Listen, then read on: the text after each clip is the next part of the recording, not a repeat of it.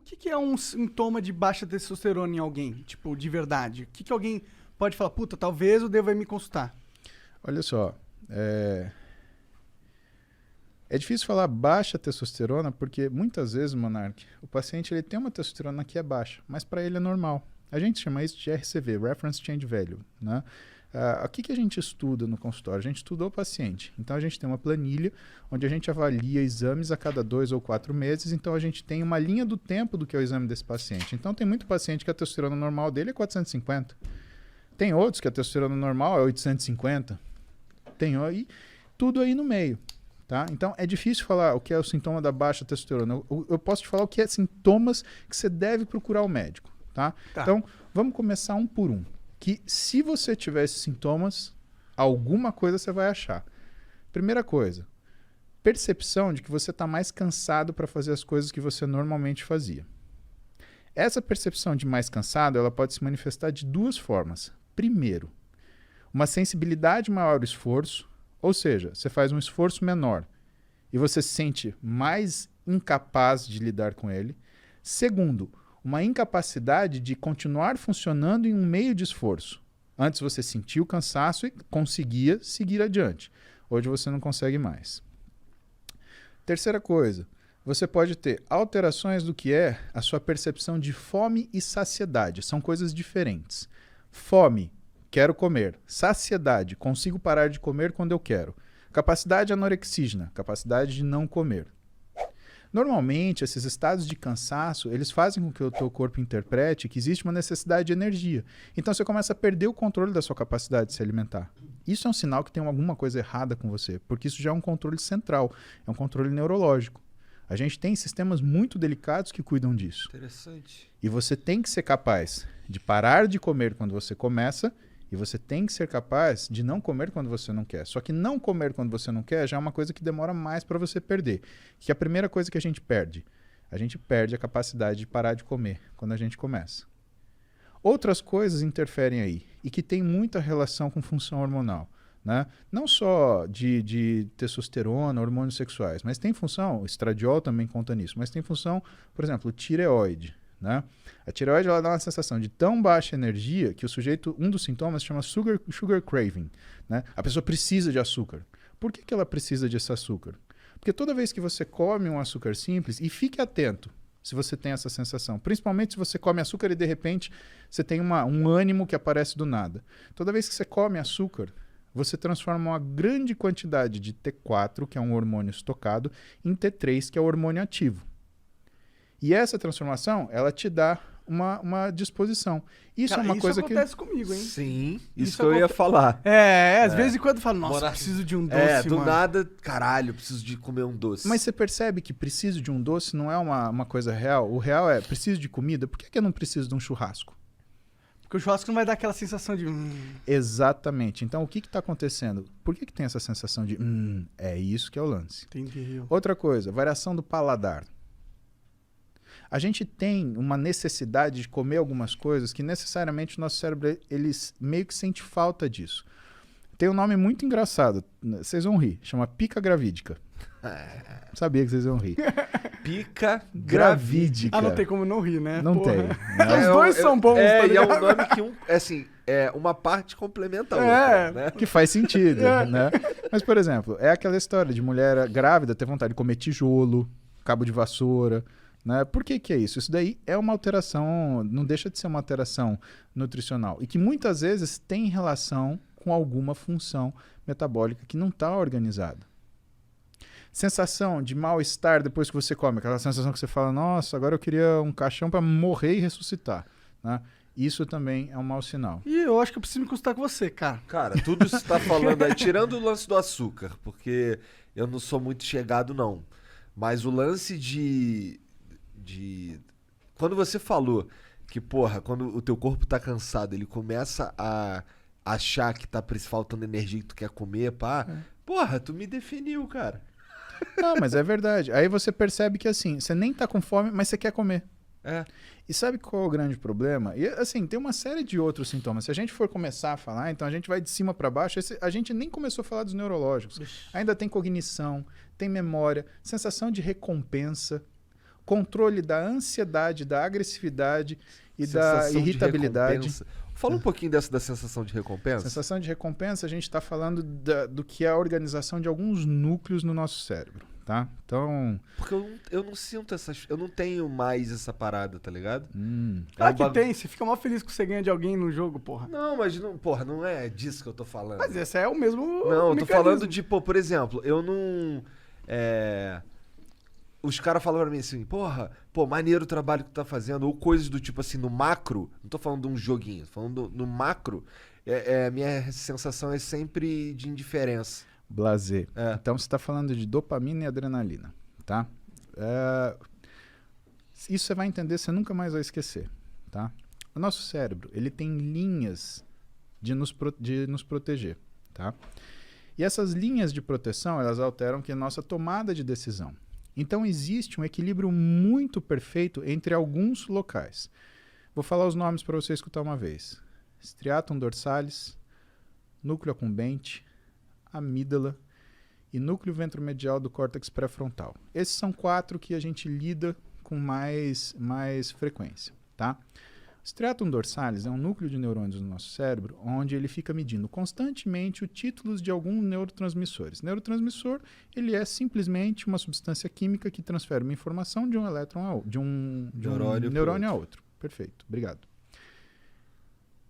E esses neurotransmissores, quando a gente olha isso, quais são os que a gente olha com mais frequência? Dopamina e noradrenalina. A dopamina é aquilo que desperta a tua iniciativa de fazer as coisas.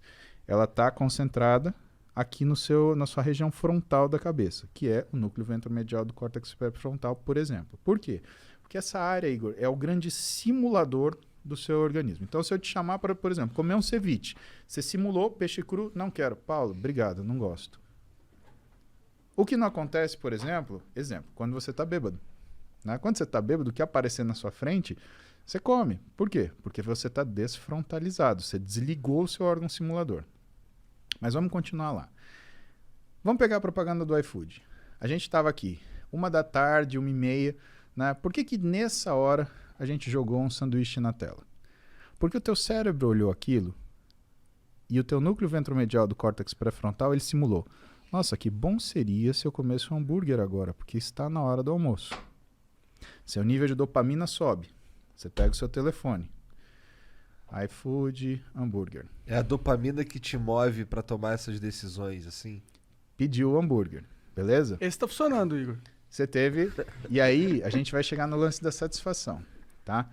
Só que quando esse hambúrguer chegou 40 minutos depois, algumas vezes, você já deve ter sentido assim, pô, mas eu tava com vontade de comer macarrão. O que é isso? A dopamina subiu, fez você tomar decisão, caiu e sobrou o quê? Sobrou para noradrenalina, que é essa sensação de satisfação mais duradoura, fazer esse meio de campo. Só que quando chegou o hambúrguer, você queria macarrão. Muitas vezes a gente não sente essa satisfação porque existe uma incoerência entre o ato feito e o resultado dele. Guarda isso numa caixinha. Vamos voltar para o striatum dorsalis. Ele está medindo dopamina, noradrenalina. Pá, pá, pá, pá, pá, pá, pá, pá. Ele fala para o nosso núcleo accumbente o que está acontecendo. Ó, o título está assim. E o nosso núcleo accumbente, ele interpreta. Tô bem, tô mal. Exemplo. Tuas filhas vão ficar adolescentes. Aí, com 13 anos, elas vão pedir para você levar elas para Disney e o dólar tá R$4,50. Cara, você vai fazer das tripas coração, você vai pagar uma passagem caríssima, fila, lá. Quando chegar na Disney, e assim, ela tá aqui em São Paulo, eu quero ir, porque se eu não for, eu vou morrer, porque todos meus amigos foram, só eu não fui, você não gosta de mim, minha mãe não me ama, eu fui adotada. Cara, é toda... Coisa de adolescente. Exatamente. É. Chegou na Disney, pisou na porra do parque. Ah, essa isso.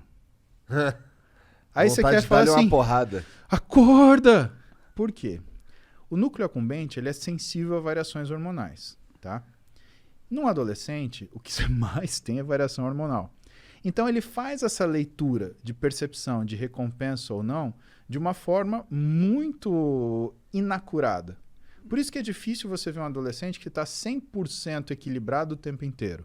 Né? Ele está escutando uma música de corno lá, sofrendo, ou então ele tá, sei lá, dando heavy pulo, alucinado, né? Ele tá sem comer, ou então ele tá lá comendo, fast food mais nervoso que tem.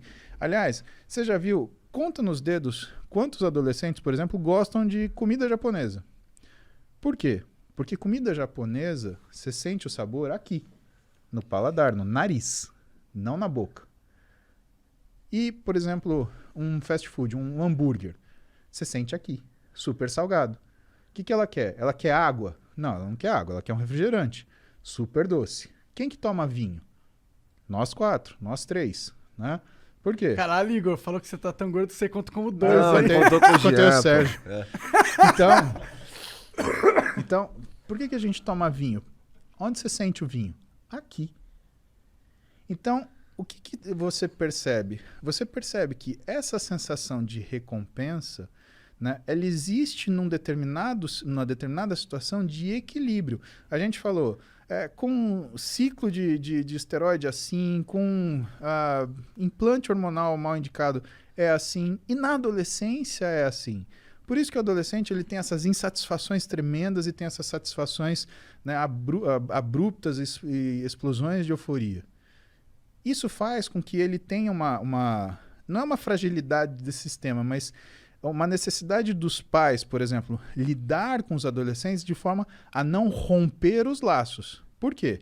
Se você é pai, se você é mãe, você está numa situação dessa, e se você está estressado, cara, você vai querer dar um pega no seu filho, dar um expor, você vai fazer isso, pelo amor de Deus, não rompa o laço. A vida dele é assim, ele está aprendendo a mexer com esse aparelho, tá? Então o que você tem que fazer? Você tem que lidar de um jeito onde você mantém o respeito, mantém a autoridade, porque limite todo mundo precisa, né? Agora, não vai gritar, não vai berrar, não vai bater, isso daí não adianta. Que é o que em casa rola um negócio que eu chamo de castigo dinâmico. Eu dou tudo para minhas filhas, mas eu tiro. Ah, você tá de castigo. Ou então, na realidade, eu falo assim, você tá de castigo. As bichas travam que não passa pensamento. Por quê? Porque o castigo não tem data. Quando que é a data? Quando eu olhar para ela e ver que ela mudou a atitude dela. E não adianta me alisar, agradar, beijo, paizinho. Eu sou o ruim, né? A minha mulher é... Cara, eu queria ser filho da minha mulher. Impressionante, cara. Ser filho da Roberta Carbonari... Mas que tipo de castigo tu dá pra mais nova? Cara, pra mais nova... Então, o castigo o é Igor assim... querendo dicas. Eu quero dicas. Tá bom. Cara, a Duda e a Clara, elas são completamente diferentes. Elas são maravilhosas naquilo que elas são. A Duda tem 17, é uma mulher, né? Ela tem muita iniciativa, ela tem muita argumentação e ela é uma pessoa muito de agir, né? O que às vezes me preocupa, por quê? Porque às vezes ela considera pouco o que são as consequências das coisas.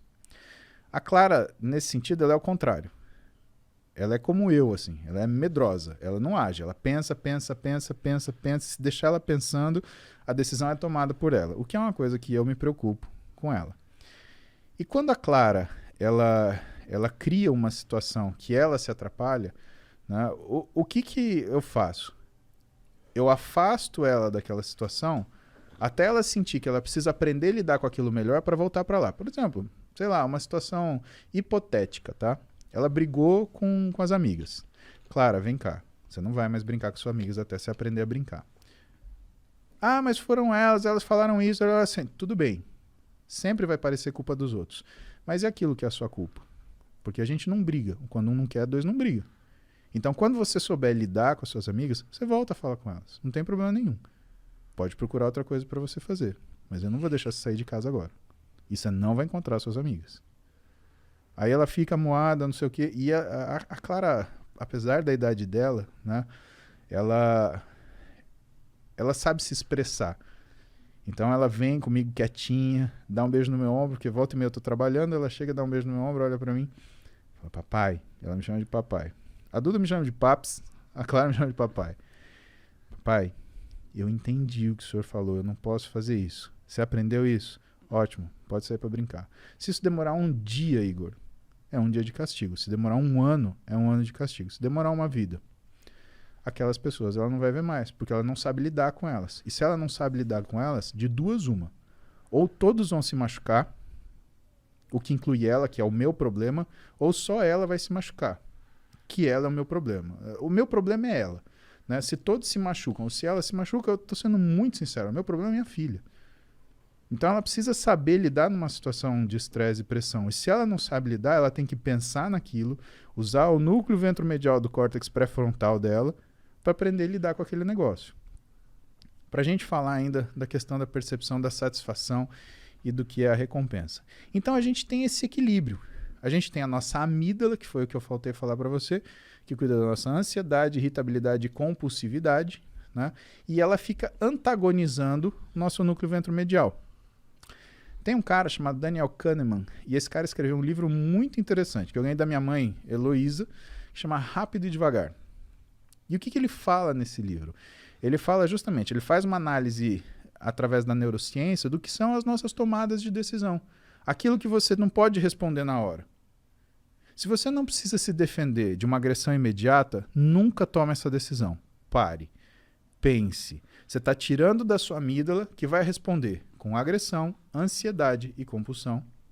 E você está jogando para o seu córtex ventromedial, que vai simular aquela situação, as potenciais, né, complicações, e aí vai avaliar aquilo que vai acontecer. Passagem da história, vamos dar um exemplo disso. Elizabeth I, ela foi rainha da Inglaterra, ela foi traída por uma outra rainha que foi deposta, que era católica. Elizabeth I era protestante. Rei Filipe, que era o rei da Espanha, a Espanha era a potência dominante na época, né? Uma potência navegadora, tinha uma esquadra de navios maravilhosa, né? Extremamente potente. Eles estavam fazendo uma conspiração. Para quê? Para depor a rainha Elizabeth, que era protestante, né? E empossar a outra rainha católica. Tudo bem. Ele começa um trânsito de mensagens entre o rei Filipe e essa rainha, né? E eles fizeram isso com um único propósito, de fazer o quê? De que essas mensagens fossem descobertas. Por quê? Porque uma vez descobertas essas mensagens, ia-se saber que, ou ia-se acusar a rainha católica de traição. E a punição para traição ao reinado e à rainha é morte. Rainha Elizabeth, seguindo o que era o conselho dos seus conselheiros, condenou a rainha católica à morte e cortou-lhe a cabeça. Rei Filipe fez o quê? Você matou ou ordenou o assassinato de uma rainha católica. Isso, pela lei do papado, é contra o princípio do seu reinado. A gente vai fazer guerra com você. E ele entendeu isso como uma declaração de guerra. Se ela tivesse parado um minuto para pensar e falar assim, esses caras querem que eu mate essa mulher, ela nunca ia ter feito isso. Bom, o que aconteceu na história? Essa história, né, eu não lembro o nome da batalha, mas o fato é que a esquadra espanhola foi em direção à Inglaterra, teve uma tempestade descomunal, afundou a esquadra espanhola e só por isso que a Inglaterra não passou para o domínio da Espanha e se tornou novamente católica à frente dessa rainha que eu não lembro o nome. E por isso que a rainha Elizabeth ela permaneceu. Mas isso é um exemplo na história disso. Sorte aí. Quem dá cu da sorte. Exatamente. É aquela história. E aí você para pensar. Cara, vale a pena separar 2 minutos para você pensar no que você vai fazer? É. Vale. Quanto isso tempo... mudou um pouco a minha vida, cara. Esse lance de pensar antes, tá ligado? Porque, porra, eu já fui um cara difícil de lidar, tá ligado? Que tudo respondia que assim, sem pensar muito. E depois que a merda tava feita, eu, caralho, fiz merda. Igor, ninguém é fácil de lidar. Só a gente é fácil de lidar. Você já parou pra pensar que você pode olhar pra você ontem que é uma coisa desleal com você e falar que você era um cara difícil de lidar. Por que é desleal com você? Porque você tá olhando para um Igor de 15 anos, 20 anos, a partir da visão de um Igor de 30 e tantos. Quantos anos você tem? 36. Desculpa. Você tá olhando para você 18 anos atrás com a visão do Igor de 36. Faz isso, cara. Isso é culpa. Isso é ruim. Isso te machuca. Porque ninguém é fácil de lidar. Tem gente que finge ser fácil de lidar, Mas ninguém é. Todas as pessoas querem o que elas querem, do jeito que elas querem, na hora que elas querem. E se elas não têm isso, as que são mais... como fala? As que são mais ardilosas, elas criam mecanismos para chegar nessa situação. As que são mais impulsivas, elas querem tomar aquilo na briga, que não tem um jeito certo e errado. Aquilo são formas. Né? Você não consegue qualificar isso. Né? Então, o que faz a gente, na verdade, observar isso é um amadurecimento que você foi submetido. Você foi obrigado a pensar 2 vezes. Todos nós tivemos situações onde nós fomos viscerais e fomos, né, extremamente agressivos. A questão é, o que custou para a gente mudar? Pensa no que você passou de vida, o que você enfrentou, as coisas, os nãos que você levou. Cara, isso é um assunto legal porque isso eu acho que vem muito de encontro daquilo que é você se conhecer. Né? A história do Rain, né? Reconhecer, aceitar, investigar e não identificar. Você foi. Né? Você não tem culpa por causa disso. Todo mundo é assim. Caralho, agora eu tô me sentindo bem. Olha lá. Que bom. Antes eu tava me sentindo merda. Por isso que ele é um médico. Que bom, meu.